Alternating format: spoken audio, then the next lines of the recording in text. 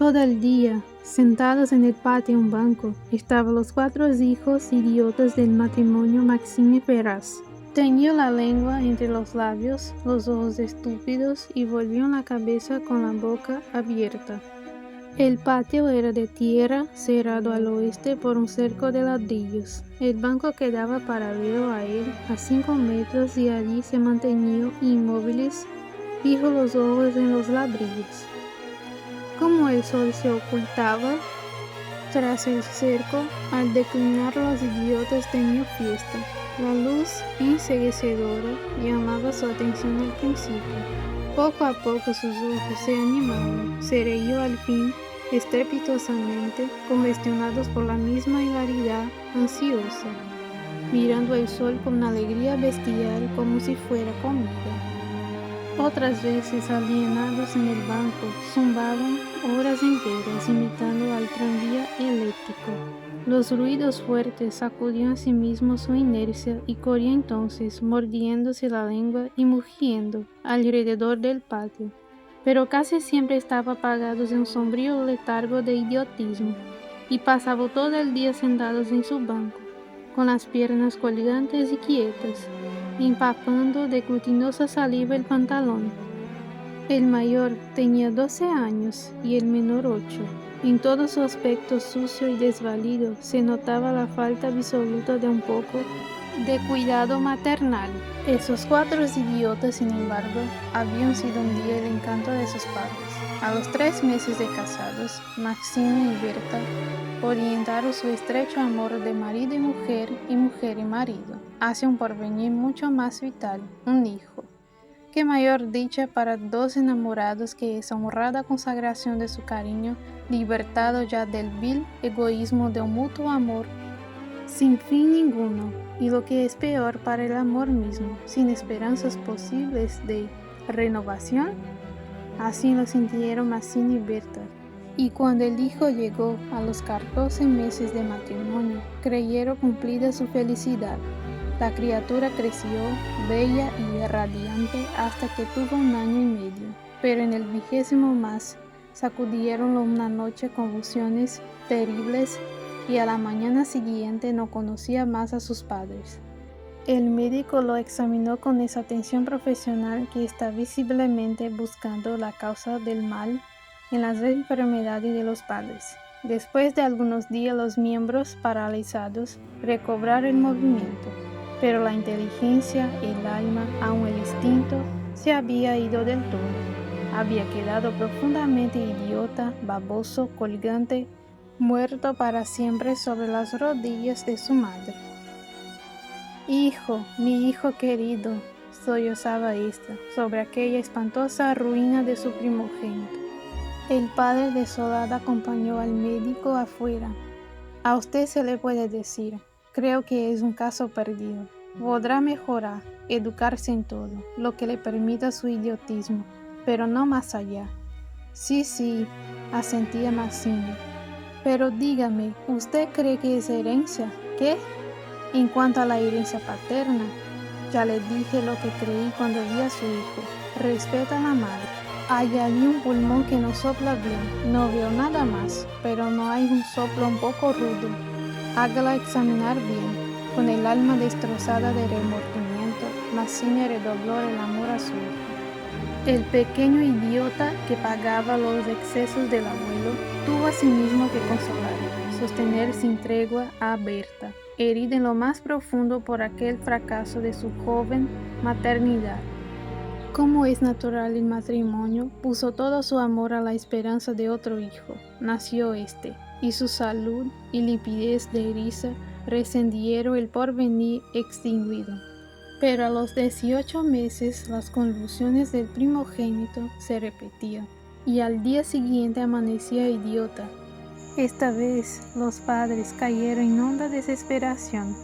Luego su sangre, su amor, estaban malditos, su amor sobre todo. 28 años él, 22 ella, y toda su apasionada ternura no alcanzaba a crear un átomo de la vida normal.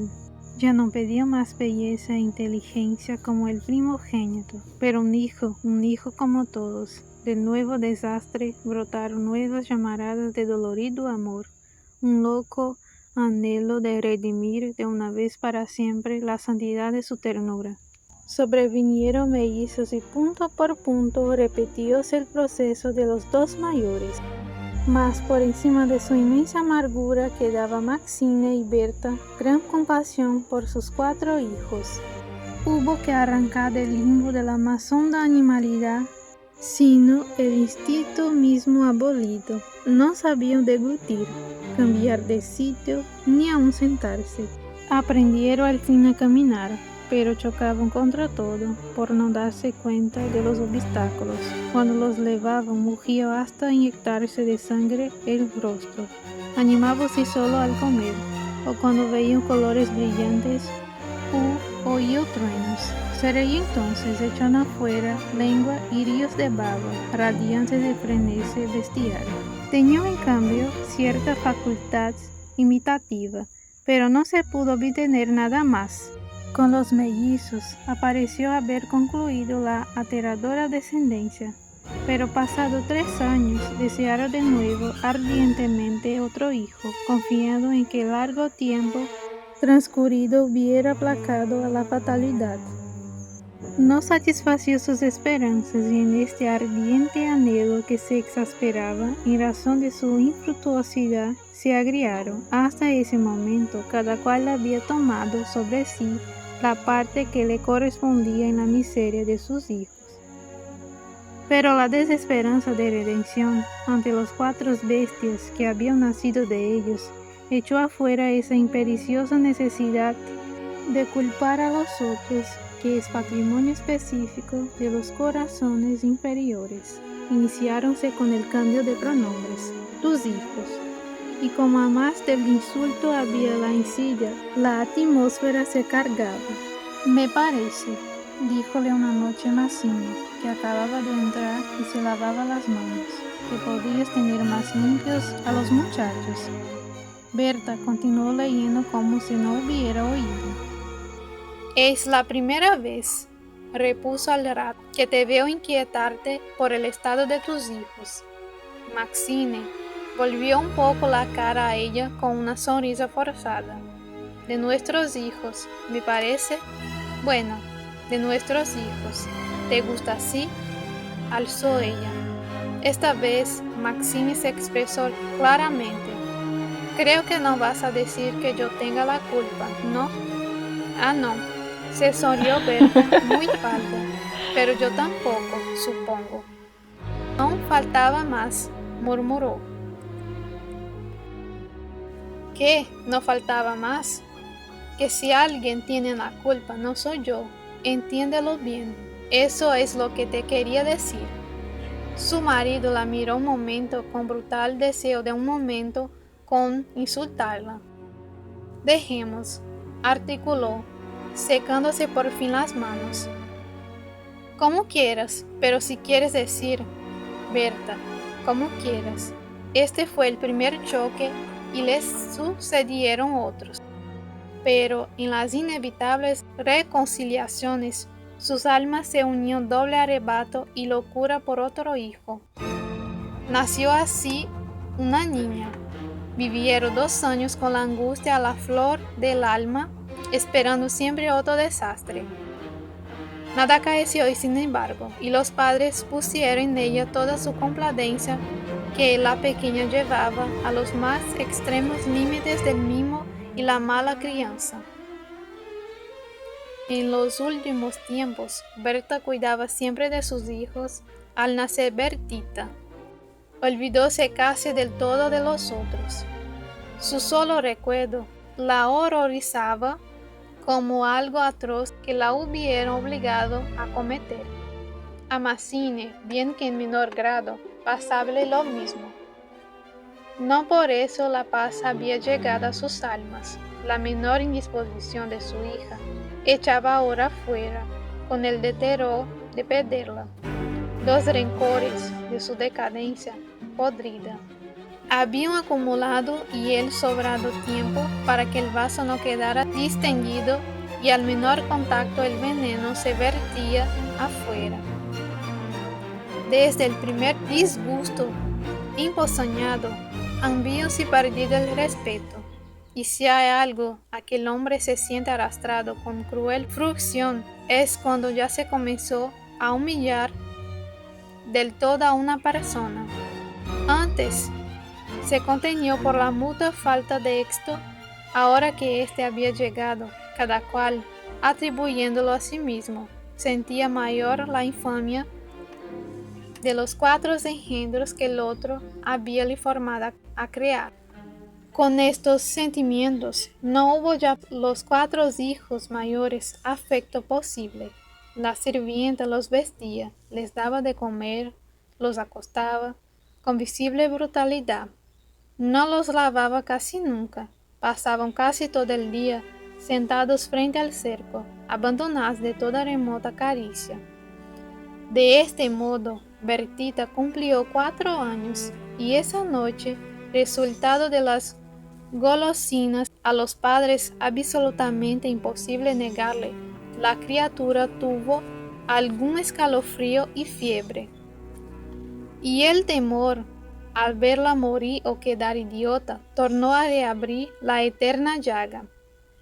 Hacía 3 horas que no hablaban, y el motivo fue, como casi siempre, los fuertes pasos de Maxine. Mi Dios, no puedes caminar más despacio. ¿Cuántas veces? Bueno, es que me olvido. Se acabó.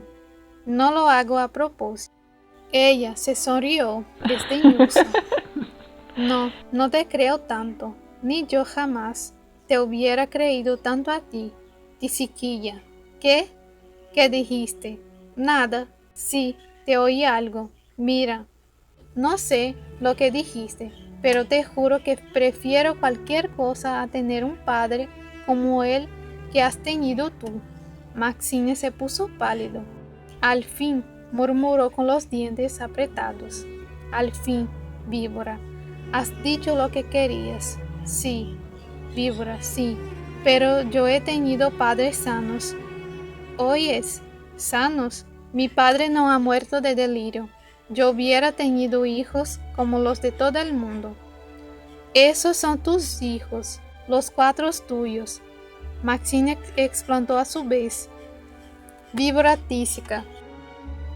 Eso es lo que te dije, lo que te quiero decir.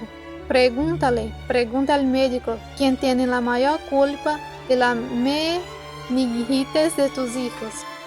Mi padre o tu pulmón picado, víbora.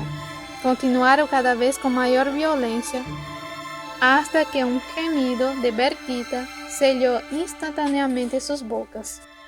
A la 1 de la mañana, la ligereza e indigestión había desaparecido, y como pasa fatalmente con todos los matrimonios jóvenes que se han amado intensamente una vez siquiera, la reconciliación llegó, tanto más efusiva cuanto hirientes fueron los agravios. Amaneció un espléndido día y mientras Berta se levantaba, escupió sangre. Las emociones y mala noche pasada tenía, sin duda, gran culpa. Maxine la retuvo abrazada largo rato y ella lloró desesperadamente, pero sin que ninguno se atreviera a decir una palabra. A las 10 decidieron salir después de almorzar. Como apenas tenía tiempo, ordenar a la sirvienta que matara una gallina.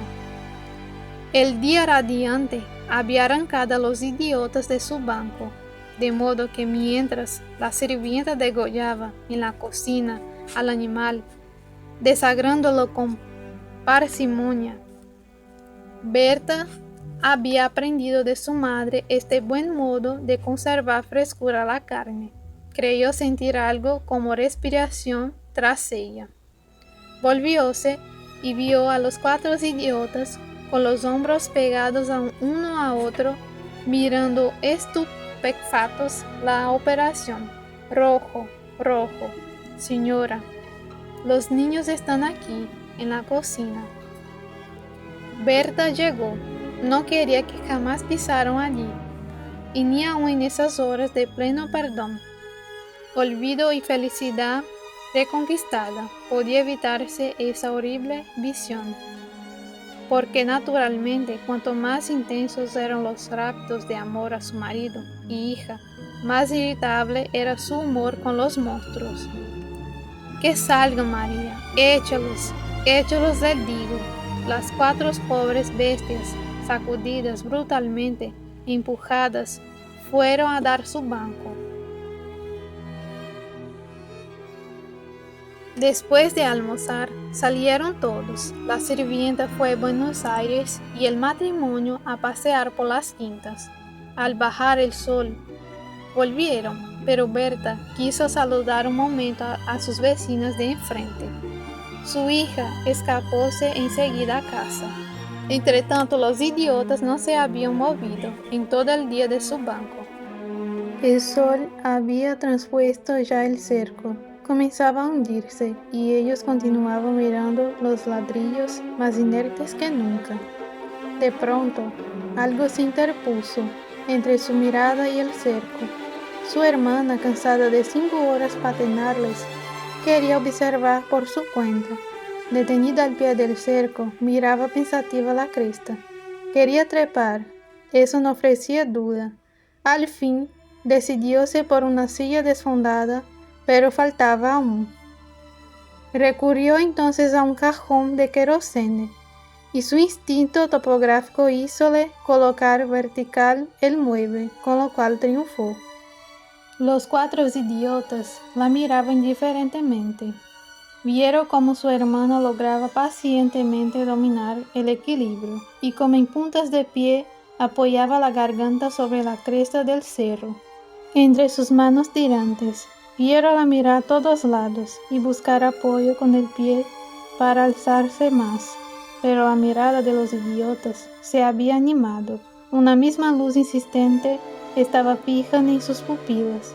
No apartaba los ojos de su hermana, mientras creciente sensación de gula bestial iba cambiando cada línea de sus rostros. Lentamente avanzaron hacia el cerco. La pequeña, que habiendo logrado calzar el pie, iba ya a montar a horcajadas y a caerse del otro lado. Seguramente sintióse cogida de la pierna. Debajo de ella, los 8 ojos clavados en los suyos le dieron miedo. «Suéltame, déjame», gritó sacudiendo la pierna, pero fue atraída. «Mamá, ay mamá, mamá, papá». Lloró imperiosamente. Trató aún de sujetarse del borde, pero sintióse arrancada y cayó. «Mamá, ay ma». No pudo gritar más. Uno de ellos le apretó el cuello, apartando los bucles como si fueran plumas, y los otros la arrastraron de una sola pierna hasta la cocina, donde esa mañana se había desangrado a la gallina, bien sujeta, arrancándole la vida segundo por segundo. Maxine, en la casa de enfrente, creyó oír la voz de su hija. «Me parece que llama», le dijo a Berta. Prestaron oído, inquietos, pero no oyeron más. Con todo, un momento después, se despidieron, y mientras Berta iba a dejar su sombrero, Maxine avanzó en el patio. «Bertita». Nadie respondió. «Bertita». Alzó más la voz, ya alterada, y el silencio fue tan fúnebre que su corazón, siempre aterrado, que la espalda se le heló de horrible presentimiento. «Mi hija, mi hija». Corrió ya desesperado hacia el fondo, pero al pasar frente a la cocina, vio en el piso mar de sangre, empujó violentamente la puerta entornada y lanzó un grito de horror.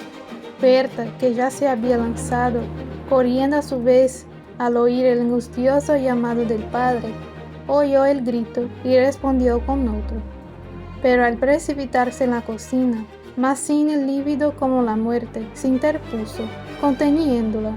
«No entres, no entres». Berta alcanzó a ver el piso inundado de sangre. Solo pudo echar sus brazos sobre la cabeza y hundirse a lo largo de él con un ronco suspiro.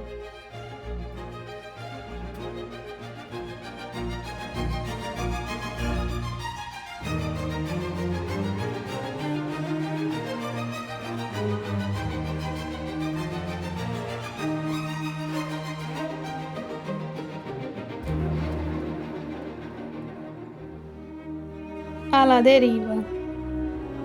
El hombre pisó algo blanduzco y enseguida sintió la mordedura en el pie.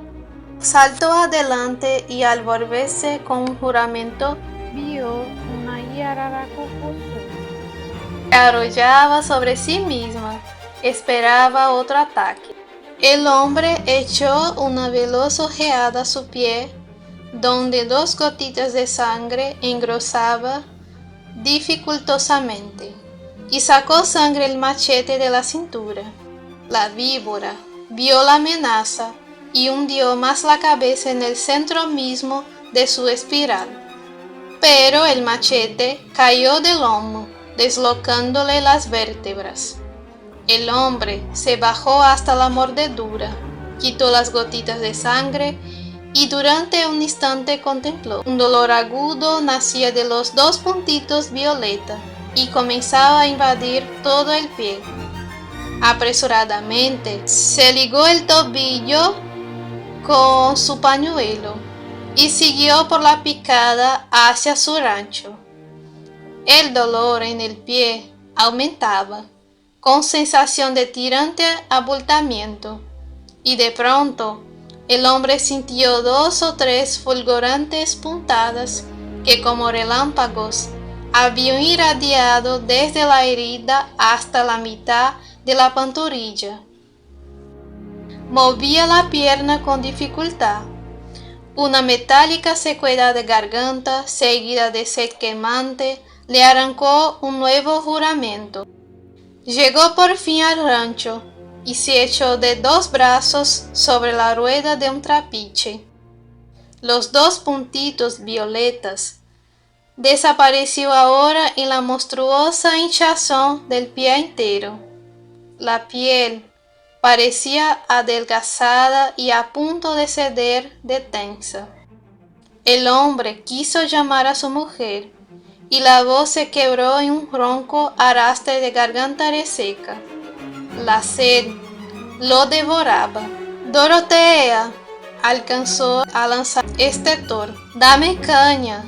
Su mujer corrió con vaso lleno que el hombre sorbió en 3 tragos, pero no había sentido gusto alguno. «Te pedí caña, no agua», rugió de nuevo. «¡Dame caña!». «Pero es caña, Paulino», protestó la mujer espantada. «No, me diste agua. Quiero caña, te digo». La mujer corrió a Juana. El hombre tragó uno tras otros 2 vasos, pero no sintió nada en la garganta.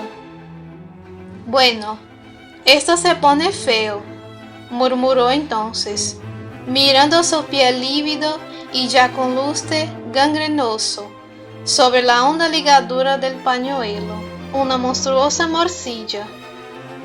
Los dolores fulgurantes se sucedían en continuos relampagueos y llegaban ahora a la ingle. La atroz sequedad de garganta, que el aliento parecía caldear más, aumentaba a la par. Cuando pretendió incorporarse un fulminante vómito, lo mantuvo medio minuto con la frente apoyada en la rueda de palo. Pero el hombre no quería morir, y descendiendo hasta la costa, subió a su canoa, sentóse en la popa y comenzó a palear hacia el centro del Paraná. Allí la corriente del río, que en las inmediaciones del Iguazú corre 6 millas, lo llevaría antes de 5 horas. El hombre, con sombría energía, pudo efectivamente llegar hasta el medio del río, pero allí sus manos dormidas dejaron caer la pala en la canoa, y tras un nuevo vómito de sangre esta vez, dirigió una mirada al sol que ya transponía el monte. La pierna entera, hasta medio muslo, era ya un bloque deforme y durísimo que reventaba la ropa.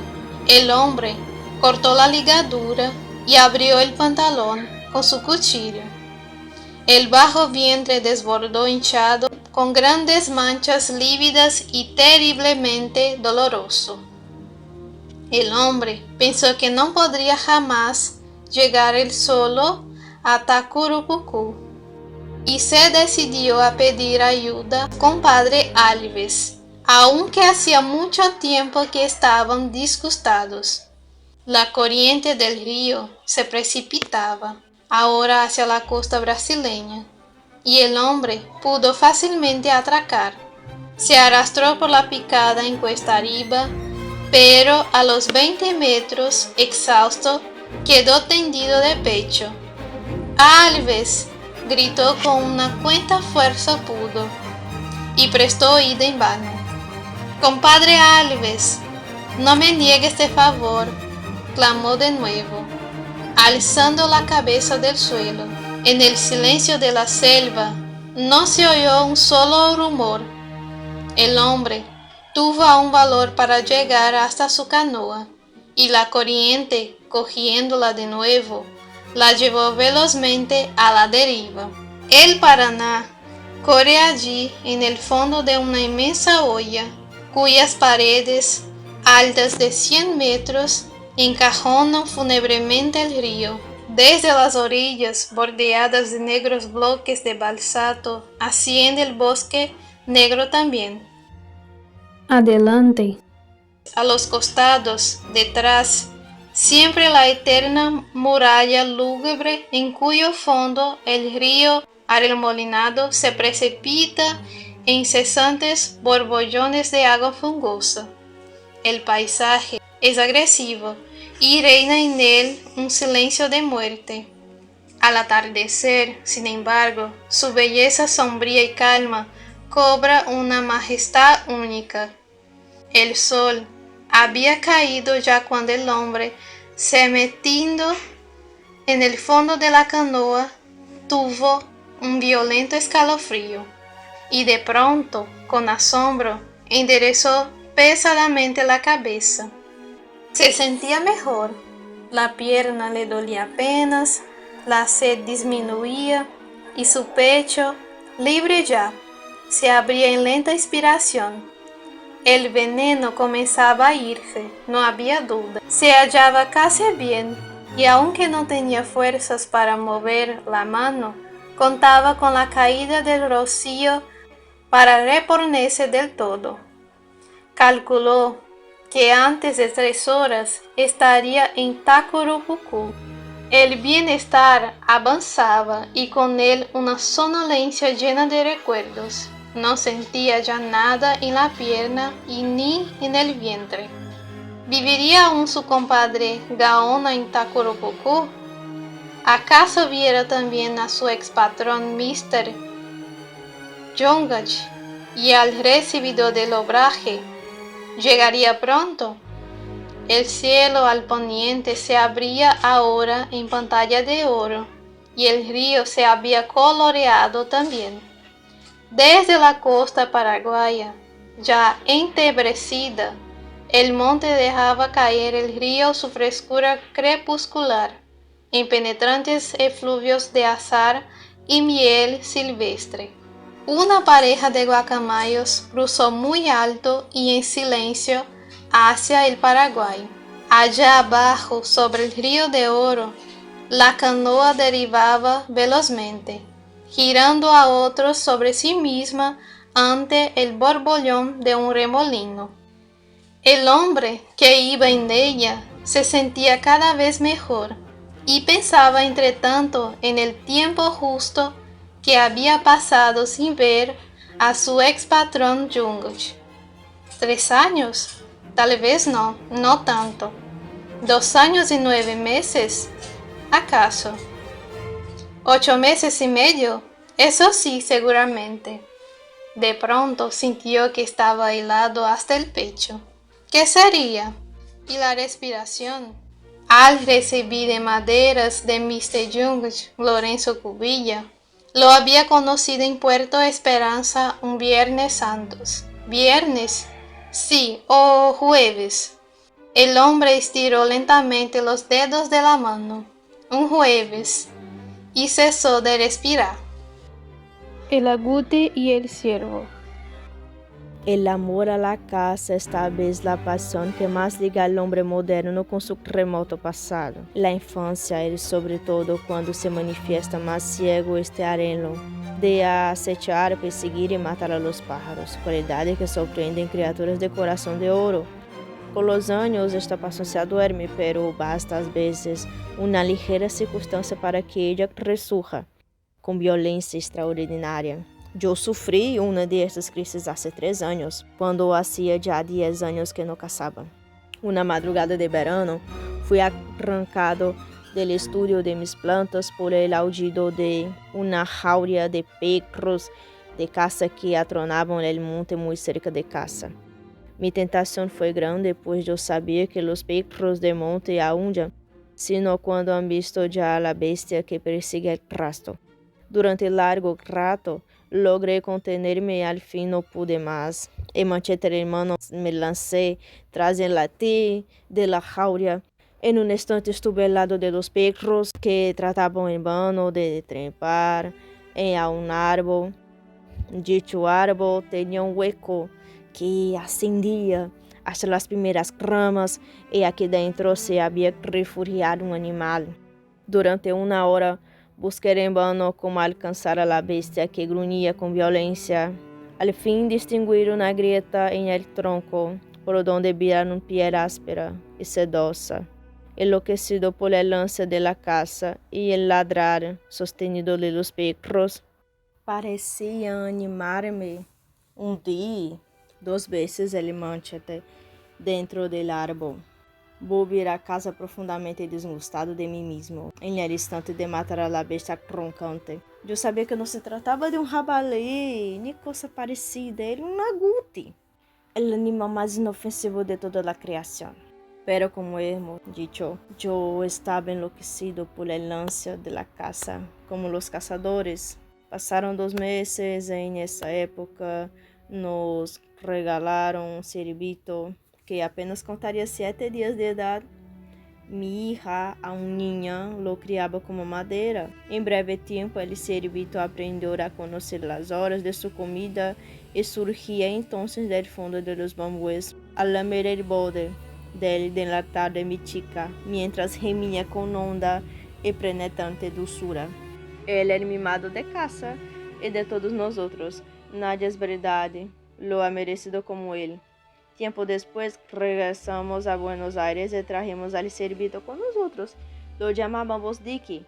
Al llegar a chalet que tomamos en Vicente López, rebaló en el piso de mosaico con tan poca suerte que horas después resguarda aún muy abatido, fuera a echarse entre el macizo de cañas en la quinta que debía recordarle vivamente sus selvosos bambúes de Misiones. Los dejamos allí tranquilo, pues el tejido de alambre alrededor de la quinta garantizaba su permanencia en casa. El sentado de llovió como había llovido persistentemente en los días anteriores. Y cuando de noche regresé del centro, me dijeron en casa que el ciervito no estaba más. La sirvienta contó al caer de la noche, creyeron sentir chillidos afuera. Inquietos místicos habían recorrido la quinta por la linterna eléctrica. Si hallara Dicky. Nadie durmió en casa tranquilo esta noche. A la mañana siguiente, muy temprano, seguí la quinta el rastro de las pisadas del ciervito que me llevaron hacia el portón. Allí comprendí por dónde había escapado Dicky, pues las puertas de hierro ajustaban mal en su parte inferior. Afuera, en la vereda de tierra, las huellas de sus uñas persistían durante un trecho, para perderse luego en el barro de la calle, trilladísimos por el paso de las vacas. La mañana era muy fría y lloviznaba. Ayer, al lechero de casa, quien no había visto a Dicky, fue hacia el almacén con igual resultado. Miré entonces a todos lados en la mañana desierta. Nadie a quien pedir informes de nuestro ciervito. Buscamos a la aventura, lo ayer, por fin, tendido contra el alambrado de un terreno baldío, pero estaba muerto de 2 balazos en la cabeza. Es menester haber criado con extrema solicitud hijo, animal o planta, para apreciar el dolor de ver concluir en el barro de un callejón de pueblo a una dulce criatura de monte, toda vida en esperanza. Había sido muerta de 2 tiros en la cabeza. Y para hacer esto se necesitaba. Bruscamente me acordé de la interminable serie de dulces seres a quienes yo había quitado la vida. Y recordé a la Guti de 3 meses atrás, tan inocente como nuestro ser vivo. Recordé mis cacerías de muchacho.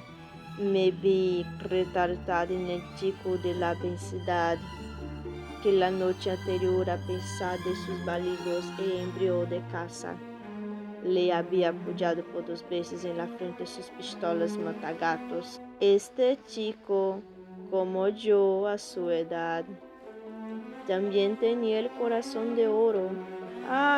Es cosa fácil quitar cachorros a sus madres. Nada cuesta cortar bruscamente su paz sin desconfianza, su tranquilo latir.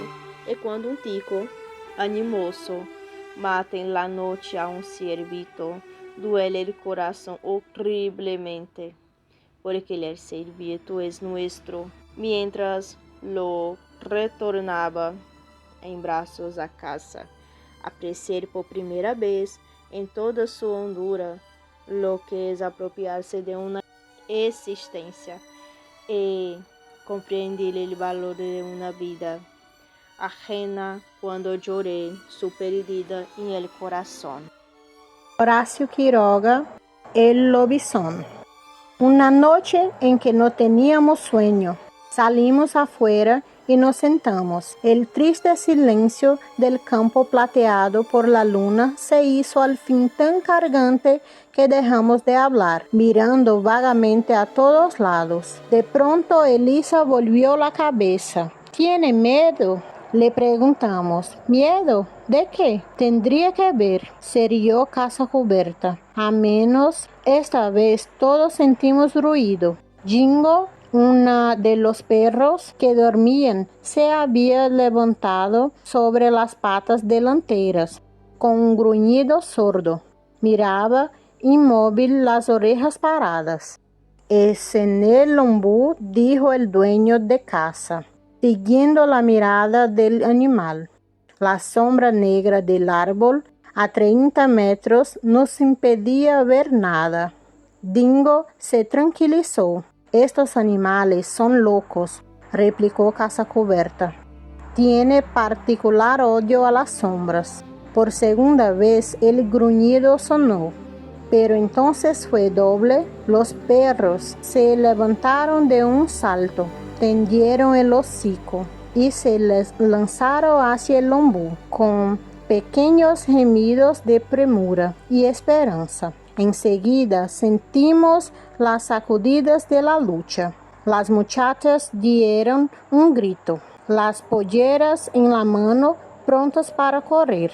Debe ser un zorro. Por favor, no es nada. Toca, toca, animó Casa Cubierta a suspiros. Y conmigo y vivas corrió al campo de batalla. Al llegar un animal salió a escape, seguido de los perros. Es un chancho de caza, gritó aquel riéndose. Yo también me reí, pero Vivas sacó rápidamente el revólver y cuando el animal pasó delante suyo, lo mató de un tiro. Con razón esta vez, los gritos femeninos fueron tales que tuvimos necesidad de gritar a nuestro turno explicándoles lo que había pasado. En el primer momento Vivas se disculpó calurosamente con Casa Cubierta, muy contrariado por no haberse podido dominar. Cuando el grupo se rehizo, ávido de curiosidad, nos contó lo que sigue. Como no recuerdo las palabras justas, la forma es indudablemente algo distinta. Ante todo, comenzó. Confieso que desde el primer gruñido de Jingo preví lo que iba a pasar. No dije nada porque era una idea estúpida. Por eso, cuando lo vi salir corriendo, una coincidencia terrible me tentó y no fui dueño de mí. He aquí el motivo. Pasé hace tiempo, marzo y abril en una estancia de Uruguay, al norte. Mis correrías por el monte familiarizóme con algunos peones, no obstante la obligada prevención a mi facha urbana. Supe así un día que uno de los peones alto, amarillo y flaco era lobizón.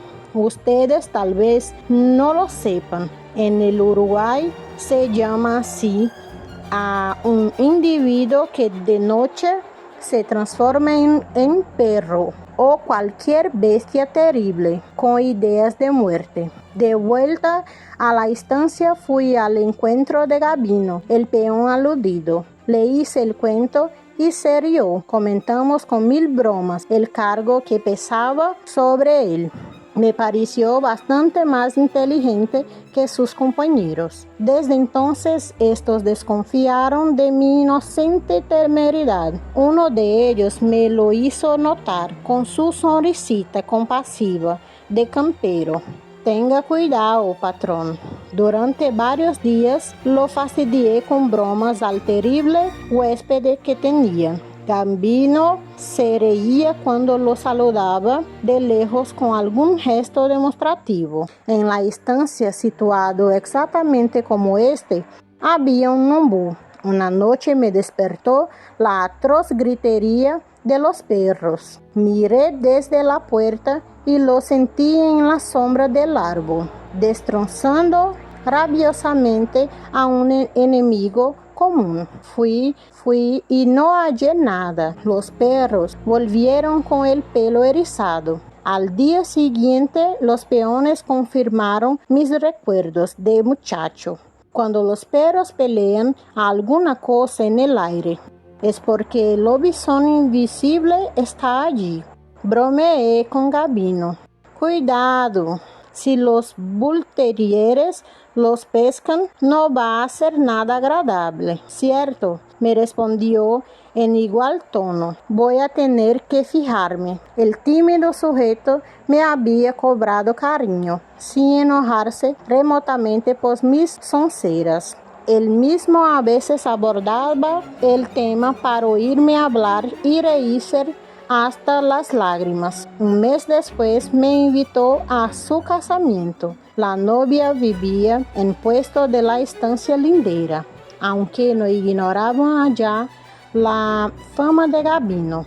No creían sobre todo ella. No cree, me dijo maliciosamente. Ya lejos volvió la cabeza y se rió conmigo.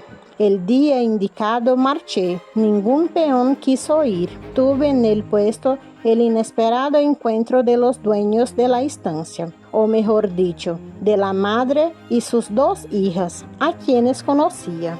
Como el padre de la novia era hombre de toda confianza, habían decidido ir, divirtiéndose con la escapatoria. Les conté la terrible aventura que corría la novia con tal marido. ¿Verdad? La va a comer, mamá, la va a comer. Rompieron las muchachas. ¡Qué lindo! Va a pelear con los perros, los va a comer a todos, palmoteaban alegremente. En ese tono ya proseguimos forzando la broma hasta tal punto que cuando los novios se retiraron del baile, nos quedamos en silencio, esperando. Fui a decir algo, pero las muchachas se levantaron, llevaron el dedo a la boca y de pronto un alarido de terror salió del fondo del patio. Las muchachas lanzaron un grito, mirándome espantadas. Los peones oyeron también y la guitarra cesó. Sentí una llamarada de locura, como una fatalidad que hubiera estado jugando conmigo mucho tiempo. Otro alarido de terror llegó y el pelo se me erizó hasta la raíz. Dije no sé qué a las mujeres despavoridas y me precipité locamente. Los peones corrían ya. Otro grito de agonía nos sacudió y hicimos saltar la puerta de un empujón sobre el catre y los pies de la pobre muchacha desmayada. Un chancho enorme gruñía. Al vernos saltó al suelo, firme en las patas, con el pelo erizado y los belfos retraídos. Miró rápidamente a todos y al fin fijó los ojos en mí con una expresión de profunda rabia y rencor. Durante 5 segundos me quemó con su odio. Precipitóse enseguida sobre el grupo, disparando al campo. Los perros lo siguieron mucho tiempo. Este es el episodio. Claro es que ante todo están las hipótesis de que Gabino hubiera salido por cualquier motivo, entrando en su lugar el chancho. Es posible, pero les aseguro que la cosa fue fuerte, sobre todo con la desaparición para siempre de Gabino. Este recuerdo me turbó por completo hace un rato, sobre todo por una coincidencia ridícula que ustedes habrán notado. A pesar de las terribles mordidas de los perros y contra toda su costumbre, el animal de esta noche no gruñó